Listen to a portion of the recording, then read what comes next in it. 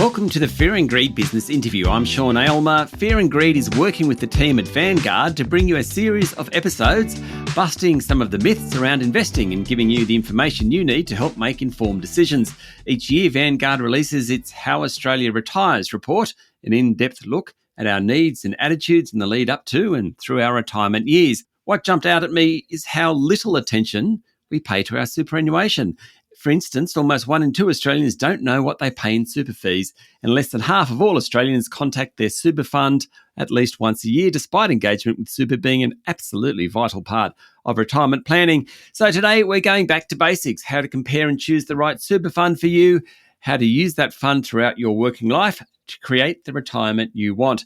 Vanguard, one of the world's largest global investment management companies, has been a major financial services provider in the Australian retirement industry for almost 3 decades. In 2022, it became a direct provider of superannuation services to Australians with the launch of Vanguard Super. As always, the information in this episode is general in nature and doesn't take into account your own circumstances. You should do your own research and seek professional advice before making investment decisions. Aidan Geysen is a senior manager at Vanguard Super, which is a great supporter of this podcast. Aidan, welcome to Fear and Greed. Thanks, Sean. Great to be here. Does it surprise you that 1 in 2 people don't know how much they pay in fees to their super fund? Surprised, no, but it is a little bit alarming. To some extent, I think the system settings we've got in place have probably supported that disengagement, particularly in the accumulation phase as well. But I think looking forward, that's really now a rod for our backs that we've created, because now that we've got more and more Australians coming to that retirement phase with higher and higher balances, and given how personal and tailored that retirement piece is, engagement is going to be critical in order for people to retire well. Yeah. So before we get to that, let's some of the basics. Important just have one account. Is it, Aidan, rather than a few? Definitely one account. In particular, most of the funds, or a lot of the funds with their fee structures, have a fixed dollar fee component to the structure. And so if you've got multiple accounts, you're sort of not getting those benefits of scale as well. So definitely problematic in terms of paying too much in fees. I think probably the other thing I'd say around that account as well is don't just take the default. It may well be appropriate, but don't just take the default without sort of looking into the features and just checking that that's what you want and right for you. And even right from the get-go, ensure that you're actually being paid your super entitlements. One of the figures in your report was astounding, how much super isn't paid into people's accounts. So I presume that's just another one of those early things on the checklist. Just make sure the super's going in. Yeah, that's right. It sounds straightforward, but I think over the last 7 years, there's almost $11 billion in unpaid super. And so, checking with your employer, not that just that it's paid, but also, if you're making any voluntary contributions as well. I think it was my first job when, being diligent, did the right thing and ticked the box to put an extra 3% in, and 2 years later found out it was an administration error and it was an extra $3 that was going into my account. Right. Each pay. So that would have been a nice one to check a little bit earlier on. But definitely checking those settings and that you're being paid is critical. Okay, so let's talk about fees. There's more than one type of fee. Explain that and what people should be looking for. Yeah. The first thing I want to say as well is that fees really matter. There's a lot of people that will sort of say, it's net returns, looking at fees is a false economy. But one of the biggest indicators of higher returns is lower fees. There's certainly no correlation between higher fees and higher returns. So, the lower your fee, the more of that market return that you're getting in your pocket. But as you point out, there's a bit of a transparency and complexity issue when it comes to fee disclosure. Some of the components you've got, admin fees, investment fees, indirect costs, activity fees, potentially performance fees sort of hidden somewhere in the mix as well, and then different types of fee structures. So fixed dollar fees often on that admin component, and then asset-based fees on the others. And we've certainly taken a stance, to try and simplify that and have a principle of transparency and simplicity, and be able to demonstrate the total fee on an asset-based basis. I think if you've got to get a calculator and maybe even a spreadsheet out to work out what you're paying in fees, then that's a problem. And I think some of the survey results that we've had really back that up as well. Okay, so I've understood my fees. I now need to, there are many investment options that I have in front of me. And how do I go about that? I know it's different whether you're 20, 40, 60, or 80, obviously, years of age. But what's the first step in terms of thinking about investment options? Should I start where I am now, or do I actually try and start at the finish line and work backwards? Yeah, look, I think that's a good way to go. And by framing it like that, it's really about defining your goal. And that's a good place to start. Going back to some of the research that we've done and recently published in How Australia Retires, only about a third of members retire when they intend, and half retire early and for reasons that are often unplanned. So, yes, it's a great place to start at the end, but you've also got to try and plan for some of that uncertainty that's in there as well. The other thing I'd say about that as well is that, we again see through retirement intentions. So in the ATO data, you get when people retire, but you don't sort of get those intentions. And we can see from our research that earlier on, people often have an intention to retire earlier. And as they get closer, whether it's reality kicking in or a lack of planning, that expectation of when they'll actually be ready to retire pushes out as well. So starting when you want to retire and then planning for that and doing that early, that's the best way to be in that sort of percentage of people that actually retire when they intend. Stay with me, Aidan. We'll be back in a minute.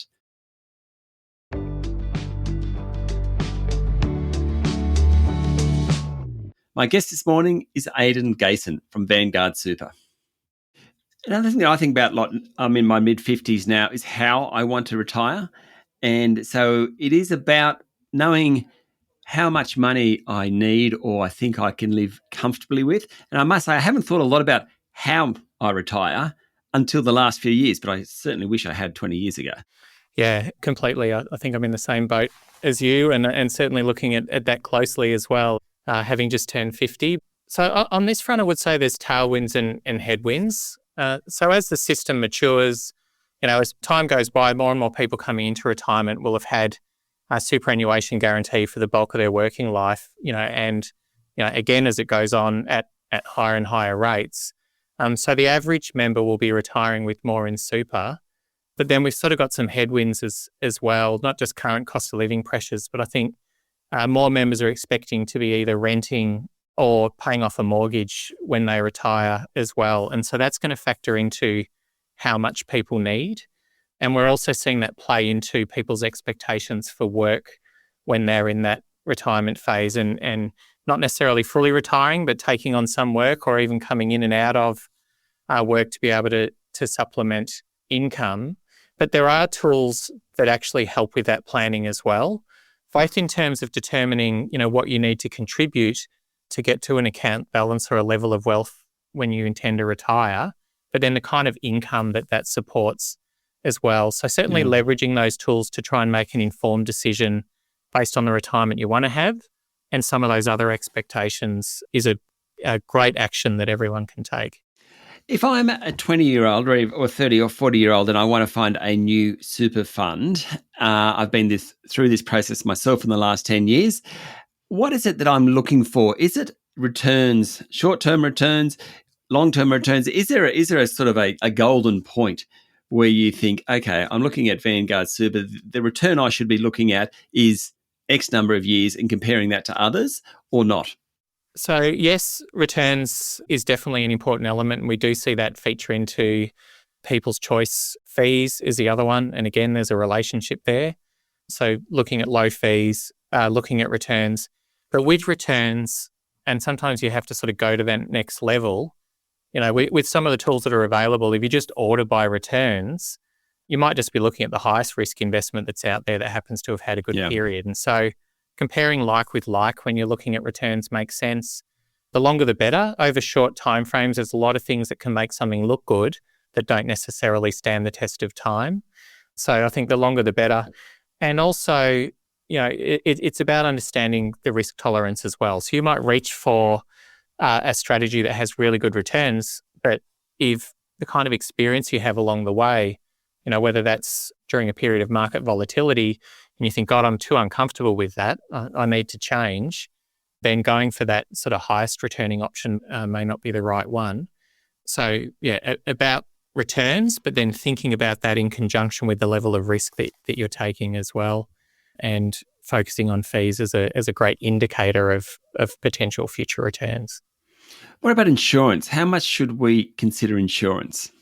Again, like with insurance, it's almost a bit like retirement planning. It's a very individual assessment. There are obviously different components. With a default fund, there's often a default level of cover that can make it a bit smoother to go through. It can be sort of streamline the underwriting process as well.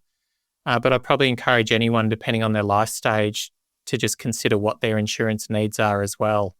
They may have insurance as part of an employment plan. Again, if you're in that stage of life where you think, if something happened to me at this point in time, where would that leave my dependents? I've got my superannuation balance. I might have some insurance attached. If you've got an outstanding mortgage and other liabilities, what is the right amount for you? And just considering those things and obviously comparing the competitiveness of that. But probably some critical factors to look into on the insurance side.